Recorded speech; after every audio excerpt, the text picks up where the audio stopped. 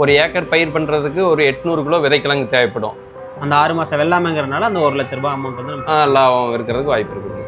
Yield சராசரியாக ஏக்கருக்கு ஒரு 250 கிலோ கிடைக்குங்க சார். நல்லா ஹையஸ்ட் ஈல்டு 350, 400 கிலோ, 500 கிலோ கூட எடுக்கிறாங்க. சராசரியாக 600 ரூபாய், 650 ரூபா அந்த ரேஞ்சில் இருக்குங்க. இந்த வருஷம் சீடு ரேட் அதிகமாக இருக்கிறனால கிழங்கோட ரேட்டும் கொஞ்சம் அதிகமாகிடுச்சு. 900, 1000 அந்த ரேஞ்சுக்கு போயிடுச்சு ஒரு கிலோ கிழங்கு. விவசாயி, இப்போ நான் ஒரு விவசாயினா நான் அதை வந்து காயாவே உங்ககிட்ட நான் சேல் பண்ணிட முடியுமா, இல்லை அதை வந்து விதையை தனியாக எடுத்து தான் அதை சேல் பண்ணணும்? சார் வணக்கம், நான் காளிமுத்து, சிக்கம்நாய்க்கும்பட்டி கிராமம் பாறைவளசிலிருந்து பேசுகிறேன், ஒட்டஞ்சத்திரம் தாலுக்கா. ஒரு 99லேருந்து 1999லேருந்து இங்கே பாறைவளசில் நான் விவசாயம் செஞ்சுருக்கிறேன். ஹெர்பல் விவசாயம் பண்ணுறேங்க. கண்வழி கிழங்கு, நன்னாரி, குண்டுமணி, சதாவரி, பாலக்கிழங்கு, இதெல்லாம் ஒரு 4-5 வகையான ஹெர்பல் நாங்கள் பண்ணிக்கிட்டு இருக்கிறோங்க. சார் வணக்கம். இப்போ வந்து கண்வழி கிழங்கு அது எப்படி சார் விவசாயம் பண்ணணும்? ஒரு ஜென்ரலாக கண்வழி கிழங்குனா என்ன, அது எந்த மாதிரி மருத்துவத்துக்கு யூஸ் ஆகுதுன்னு பற்றி சொல்லுங்கள். கண்வழி கிழங்கு வந்து நம்ம ஆடி மாதம் பயிர் பண்ணணுங்க. ஓகே. ஒரு ஏக்கர் பயிர் பண்ணுறதுக்கு ஒரு 800 கிலோ விதைக்கிழங்கு தேவைப்படும். சரிங்க. நல்லா பூமி நல்லா உழுது வாய்க்கால் ஓட்டி கிழங்கு வச்சு ட்ரிப்பு போட்டு தண்ணி பாய்ச்சணுங்க. இது வந்து மானாவாரி விவசாயம் இல்லை சார், தண்ணி பாய்ச்சணும். தண்ணி மானாவாரியாக வந்தால் ஈல்டு வராதுங்க. தண்ணி பாய்ச்சணும். மானாவாரியாக வந்தால் ஈல்டு ரொம்ப கம்மியாயிரும். இது வந்து கிழங்கு தான் நடணுங்களா? நடவு கிழங்கு தான் நடணும் சார். கிழங்கு எவ்வளோ கிலோங்க சார் தேவைப்படும்? அது ஒரு ஏக்கருக்கு வந்து ஒரு 800 கிலோ தேவைப்படுங்க. நல்லா தரமான கிழங்கா இருந்துன்னா. ரொம்ப சின்ன கிழங்கு ஒரு 400 கிலோ கூட சரியாகும். அது வந்து வருஷம் ஈல்டு தராது. சரி. ஒரு 800 கிலோ ஒரு கிலோ ஒரு கிழங்கு வந்து ஒரு 35லேருந்து 50 கிராம் வெயிட் இருந்தால் தான் ஃபஸ்ட் இயரே ஈல்டு வருங்க. இது எப்போங்க சார் நடணும்? நடுறதுக்கு காலம் என்னது? 8வது மாதங்க. 8வது மாதம் நடணும்.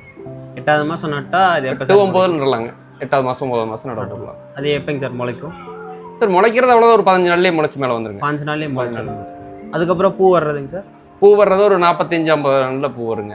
இது மெயினாக இதோட எக்கனாமிக் பார்ட் வந்து விதைங்க. விதை வந்து நம்ம எக்கனாமிக் பார்ட் வந்து இது விதைங்க. கிழங்கு வந்து பயிர் பண்ணுறதுக்காக போகும். அதில் வர்ற கிழங்கோட வேஸ்ட், பயிர் பண்ணுறதுக்கு ஆகாத வேஸ்ட் கிழங்கு வந்து அதுவும் மெடிசனுக்கு யூஸ் ஆகுதுங்க. அது காய வச்சு மெடிசனுக்கு போகும். சரி. அது கிலோ வந்து இப்போ மார்க்கெட் ரேட் 130, 140 ரூபா அந்த ரேஞ்சு காஞ்ச கிழங்கு போகுது. வேஸ்ட்டாக இருக்கிற காஞ்ச கிழங்கு அந்த ரேட் போகுது.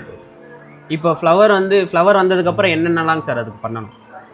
சார் அயல் மகரந்த சேர்க்கை பண்ணணும். சரிங்க சார். நார்மலாக மற்ற பயிருக்கு மாதிரி உரம் மருந்து எல்லா பயிருக்கும் பண்ணுற மாதிரி தான். இது கொஞ்சம் மற்ற பயிரை விட இதில் அதிகமாக பங்கஸோட தாக்குதல் அதிகமாக இருக்கும். இதில் பூச்சி புழுவை விட பங்கஸோட தாக்குதல் தான் இது அதிகமாக இருக்கும். மழை அதிகமானாலோ, கிளைமேட் ரொம்ப கூலிங் அதிகமானாலோ அதனுடைய தாக்குதல் ரொம்ப அதிகமாக இருக்கும். அதுதான் பங்கிசைடு கொஞ்சம் அதிகமாக தேவைப்படுங்க மற்ற மருந்தை விட. இப்போ நம்ம பார்க்கும்போது எல்லாம் வேலி மாதிரி இது மாதிரி பந்தல் மாதிரி போட்டு பண்ணியிருந்தாங்க ஒரு 3 அடி 4 அடிக்கு. ஆமாங்க. முதல் வருஷம் நம்ம பந்தலுக்கு என்ன சார் செலவாகும், இல்லை அதை எப்படி பண்ணணும்? சார் முதல் வருடம் பந்தல் அமைக்கிறதுக்காக ஒரு 10 mm கம்பி, இரும்பு கம்பி ஒரு 12 அடி உயரத்தில் வேணும். அதை டைப்பாக வளைச்சி குறுக்கு ஒரு கம்பி வச்சு கட்டி போடணும். அது ஒரு 1000 கிலோ தேவைப்படுங்க ஒரு ஏக்கருக்கு. அதே மாதிரி லைன் கம்பி இழுக்கிறதுக்கு 14 கேஜி கம்பி ஒரு 500 கிலோ தேவைப்படுங்க. மொத்தம் 1.5 டன் கம்பி தேவைப்படும். சொட்டு நீர் பாசனம் அமைக்கிறதுக்கு ஒரு ஏக்கருக்கு ஒரு 35,000 ரூபா வரும். சரி. இந்த கம்பி வந்து இழுக்கிற கம்பி வந்து ஒரு கிலோ 120 ரூபா வரும். அது ஒரு 500 கிலோவுக்கு ஒரு 60,000. ஏ டைப் கம்பி வந்து அது ஒரு 60 ரூபா கிலோ வருங்க. அது ஒரு 60,000 ரூபா வருங்க. ரெண்டும் சேர்ந்து 1,20,000 ரூபா. சொட்டு நீர் அமைக்கிறதோட ஒரு 1.5 லட்ச ரூபா கிழங்கு இல்லாமல் ஒரு ஏக்கருக்கான செலவு வருங்க. கிழங்கு செலவு எவ்வளோங்க சார்? கிழங்கு செலவு வந்து கிழங்கு ஒரு 800 கிலோ தேவைப்படுங்க ஒரு ஏக்கருக்கு. சரிங்க. அது கிழங்கை பொறுத்து ரேட் இருக்குங்க சார். நல்லா கிழங்கு 650, 700. இந்த வருஷம் ரொம்ப டிமாண்ட் இருக்கிறனால 1000 ரூபா வரைக்கும் போயிருங்க. இந்த வருஷம் பார்த்தீங்கன்னா ஒரு 8 லட்ச ரூபாய்க்கு கிழங்கே வாங்குற மாதிரி இருக்கு ஒரு ஏக்கருக்கு. ஒரு ஏக்கருக்கு 8 லட்ச ரூபாய். சராசரியா 600 ரூபாய், 650 ரூபா அந்த ரேஞ்சில் இருக்குங்க. இந்த வருஷம் சீடு ரேட் அதிகமாக இருக்கிறனால கிழங்கோட ரேட்டும் கொஞ்சம் அதிகமாகிடுச்சு. 900, 1000 அந்த ரேஞ்சுக்கு போயிடுச்சுங்க ஒரு கிலோ கிழங்கு. இப்போ நம்ம சீடு விற்கிறது இல்லாமல் அடிஷ்னலாக நம்ம கிழங்கு விற்றாலுமே அதுலேயுமே ஒரு ப்ராஃபிட் வருது. அதாவது நம்ம பயிர் பண்ணின கிழங்கு எடுத்து திருப்பி சேல்ஸ் பண்ணால் அந்த ரேட்டுக்கு போகாதுங்க. அதனால் நம்ம பயிர் பண்ணுற தோட்டத்தில் கொண்டாந்து போட்டதுக்கப்புறமா இங்கே இருக்கிற பூஞ்சான தாக்குதல், அதை உரம் மருந்து அதிகமாக போடுறதுனால கிழங்கு ஈஸியாக கெட்டு போயிடுது. அதுக்கப்புறமா அதனால அது ரேட் கம்மியாக தான் போகுங்க சார். ஒரு 450, 500 அந்த ரேஞ்சு போகுது நல்ல கிழங்கு, பயிர் பண்ண கிழங்கு. சரி. அதில் நிறைய வேஸ்ட் ஆயிரும். ஆனால் ஃபாரஸ்ட்ல இருந்து மற்ற இருந்து எடுத்து வருவாங்க. அது கொஞ்சமாக கிடைக்குது. அதெல்லாம் 1000 ரூபா வரைக்கும் கொடுக்குறாங்க. கிழங்கு 1000 ரூபாய். கிழங்கு 1000 ரூபாய். இப்போ அந்த வேலிக்கான செலவு சொல்லிட்டீங்க, இது சொல்லிட்டீங்க. அதுக்கப்புறம் மருந்து செலவு இந்த வருஷம் நீங்கள் எவ்வளோ சார் பண்ணீங்க? அது மருந்துக்குன்னு செலவு பண்ணது அமௌண்ட்டே எவ்வளோ சார்? உரம் மருந்து ரெண்டுக்கு சேர்த்து ஒரு வருஷத்துக்கு பார்த்தீங்கன்னா 1.5 லட்ச ரூபா செலவு வருங்க ஒரு ஏக்கருக்கு. ஒரு ஏக்கருக்கு 1.5 லட்ச ரூபாய் சார் செலவு. ஓகே, இது ஓவராலாக எவ்வளோங்க சார் செலவு மொத்தமாக சேர்த்து எல்லாத்துக்கும் ஒரு வருஷத்தில் வருஷத்தில் எவ்வளோ செலவு வரும் சார்? வருஷத்தில் பார்த்தீங்கன்னா கிழங்குக்கு ஒரு சராசரியாக இந்த வருஷம் வாங்கினா 8 லட்ச ரூபாய்க்கு வாங்கணுங்க. ஒரு 6 லட்ச ரூபாயா வச்சா கூட அது கம்மியாக கிழங்கு வாங்க முடியாது. நல்ல கிழங்கு எப்பவுமே 6 லட்ச ரூபா. சொட்டு நீர் அதெல்லாம் பந்தல் அமைக்கிறதுக்கு ஒரு 1.5 லட்சம் 7.5 லட்சம். அதுக்கப்புறமா உரம் மருந்து கூலி அது ஒரு 3 லட்ச ரூபா வந்துருங்க. 10.5 லட்ச ரூபா வருஷம் பண்ணணுங்க, செலவு பண்ணணும். அதுலேருந்து ஈல்டுங்க சார்? ஈல்டு சராசரியாக ஏக்கருக்கு ஒரு 250 கிலோ கிடைக்குங்க சார். நல்லா ஹையஸ்ட் ஈல்டு 350 400 கிலோ 500 கிலோ கூட எடுக்கிறாங்க. ஒரு சிலர் ரொம்ப ரேரா ஒரு ஏக்கருக்கு 650 700 கிலோ கூட எடுத்துருக்காங்க. இன்னைக்கு ரேட் படி எவ்வளோங்க சார் வருது? அந்த 250 கிலோ அமௌண்ட்டுன்னு போட்டோம்னா 250 கிலோ இன்னைக்கு ரேட்டு 4500 ரூபாய்ங்க சார். 5000 ரூபாய் இருந்துச்சு, இப்போ கொஞ்சம் இந்த ஒரு மாசத்துல கொஞ்சம் கம்மியாக இருக்குது. இன்னைக்கு ரேட்டு பார்த்தீங்கன்னா 4500. ஓவராலாக அதுலேருந்து எவ்வளோங்க சார் ரெவன்யூ வர்றதுக்கு வாய்ப்பு இருக்கு? 4500 ரூபா ரேட்டு பார்த்தீங்கன்னா 250 × 4000 11.25 லட்ச ரூபா வருதுங்க. ஓகே, வருஷம் இந்த ரேட்டுக்கு விற்றா தான் வருஷம் எல்லா செலவு காசையும் எடுக்க முடியும் சார். அசல் ஆகும். அடுத்த வருஷம் அதுக்கு இது எத்தனை வருஷம்? அது 5 வருஷத்துக்கு வச்சிருக்கலாங்க. ஒரே பீரியட் அப்படியே 5 வருஷத்துக்கு விடலாம். நம்ம அதுக்கப்புறம் அந்த 5 வருஷத்துக்கு வேலியோட செலவு எதுவும் சீடோட செலவு எதுவும் இல்லை. நம்மளுக்கு வர வருஷம் ஒரு 3 லட்ச ரூபா உரம் மருந்து கூலி அது மட்டும்தான். வேற சீடு கிழங்கு வாங்குற செலவு இல்லை. பந்தல் அமைக்கிற செலவு சொட்டு நீர் போடுற செலவு இதெல்லாமே ஒரு 5 வருஷத்துக்கு ஒன்றும் வராது.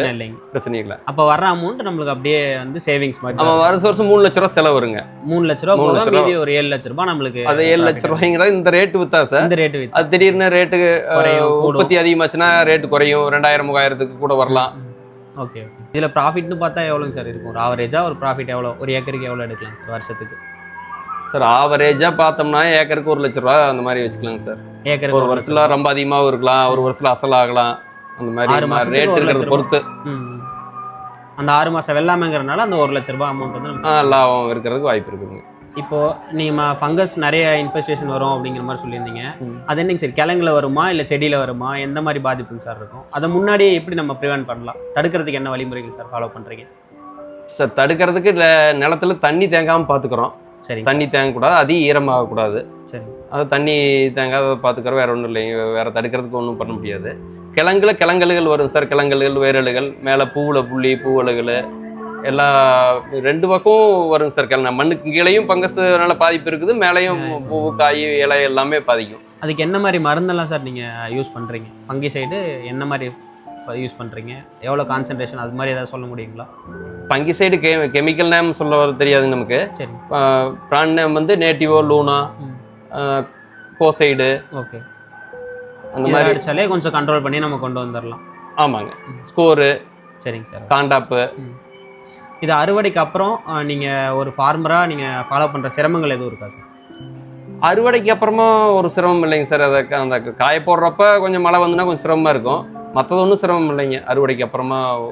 விவசாயம், இப்போ நான் ஒரு விவசாயினா நான் அதை வந்து காயாவே உங்ககிட்ட நான் சேல் பண்ணிட முடியுமா, இல்லை அதை வந்து விதையை தனியாக எடுத்து தான் அதை சேல் பண்ணுவாங்க?